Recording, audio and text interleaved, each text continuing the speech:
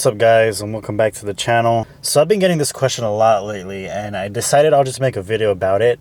A handful of you have been sending me messages or DM requests asking about this one particular thing, and I've made videos touching up on it before, but I guess now would be a great time to make an updated video and kind of explain my overall thoughts and experience with this particular item. So with that being said, the question that I get the most as of recent is, what clutch am I running? Is it slipping? And what would I recommend? So I'm going to be answering those three things today.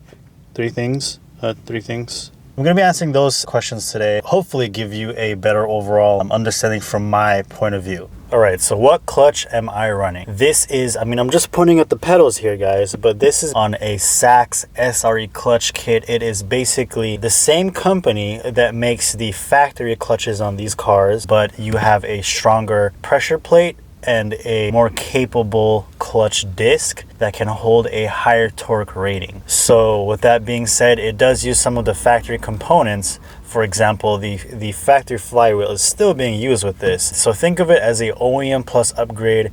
You save a few extra dollars because you're not spending on a single mass flywheel and a more aggressive clutch. And what you get for that is, I want to say like a 15 to 20% stiffer pedal feel right here. Again, this is just my point of view, but that's what it felt like to me when I first installed it. It was very, I don't want to say aggressive, but it was like an on and off switch because that engagement point was so sharp. The moment I get on it, the car would try to jerk. Obviously if you can modulate the throttle and everything else, you'll be able to get away with it. But when I first started, it was, very jerky. After the first week, it toned down a lot once the clutch started to get broken in. And then I was finally able to, fully get on it and do some spirited driving. So that goes for any other clutch, right? But this one, it drives like stock, it feels like stock, just a little bit stiffer, but it has a much higher torque rating. So one of the other questions I get is there any slippage? If you've been following the channel and you've been watching some of the other videos, I've been going up against a handful of different cars, and I've got more footage coming that I just need to get edited.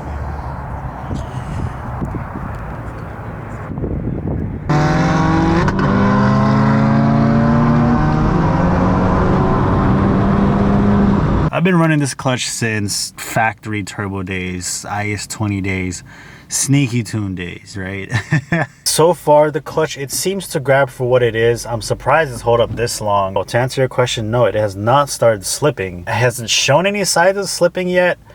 Now, this doesn't grab as aggressive as it did when I first installed the clutch. Obviously, right, it's a wear and tear item. It'll wear down over time, so it doesn't grip like how it used to, but yet it still grabs the power well enough to hold it.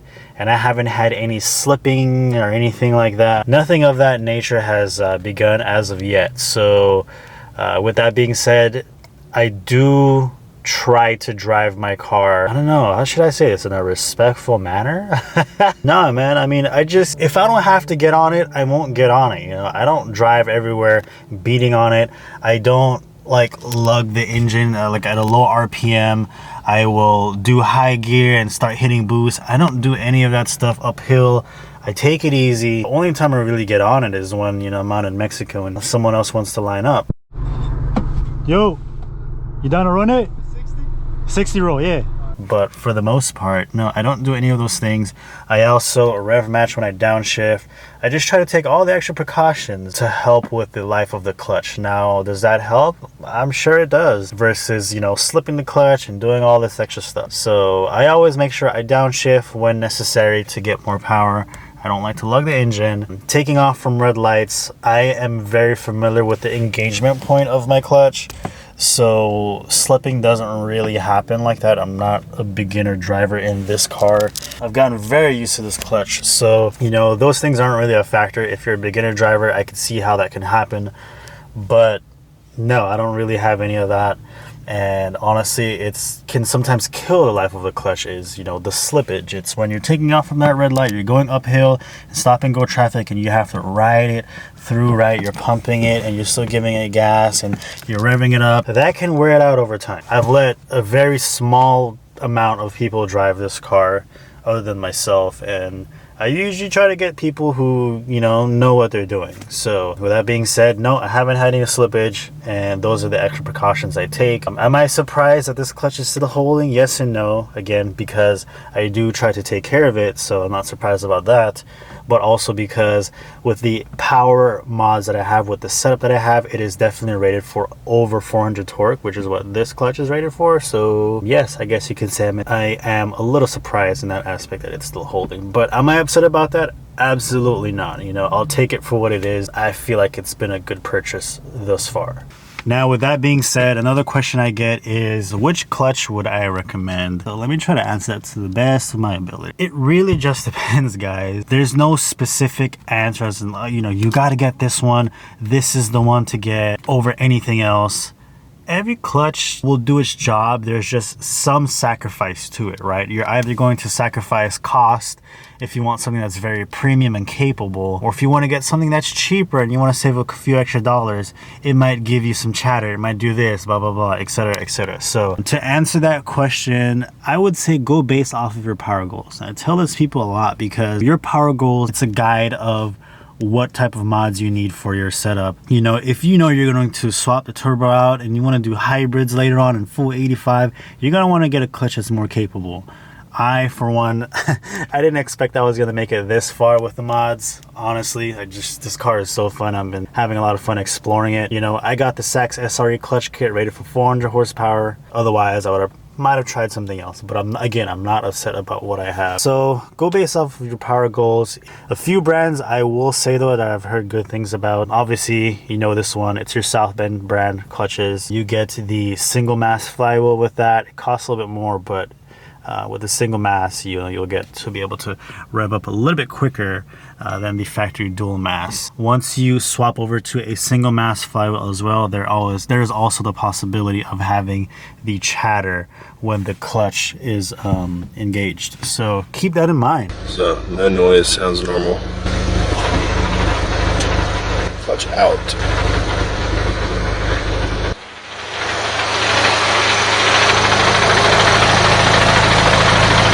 Another brand that I've heard a lot about is Ringer Racing. They've got multiple stages, just like South Bend. So look into that one as well.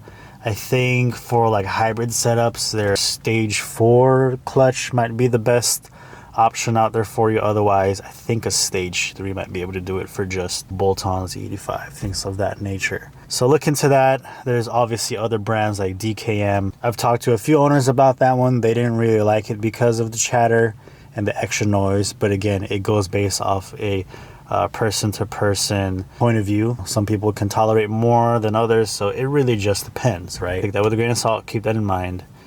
What is the other brand we talked about? DKM, South Bend, Ringer Racing. I feel like I'm missing one, but for the most part, those three are a good starting point to look at. Oh yeah, and obviously there's Sachs, right, which is the brand that I have. Just look into your power goals, man. Look into what you're trying to accomplish and go based off of a clutch that's rated for that. And I have made videos talking about the clutch before, giving like a quick review about it. So I will go ahead and link that and put that at the ending of this video as well. If you are worried about your clutch slipping, there's a couple different things you can do. You have the option of just swapping out the whole thing and putting a stronger one in from the get-go. Don't wait for it to slip, etc., etc., and maybe try to salvage that one and sell it off to someone else on the low. Friend, I don't know. Another option you can do is basically tell your tuner to turn it down. Turn down the PSI, turn down the timing, whatever. Just turn down the overall power so everything isn't going beyond the rated levels. It is what it is, right? We'll see who else we line up against. Stay tuned. If you haven't already subscribed, be sure to do so because I've got more content coming. Hopefully you guys have enjoyed the video lately as much as I enjoy making them for you. If you have any other questions, if you feel like I missed on anything, please definitely let me know. Drop your questions in the comments section down below. And yeah,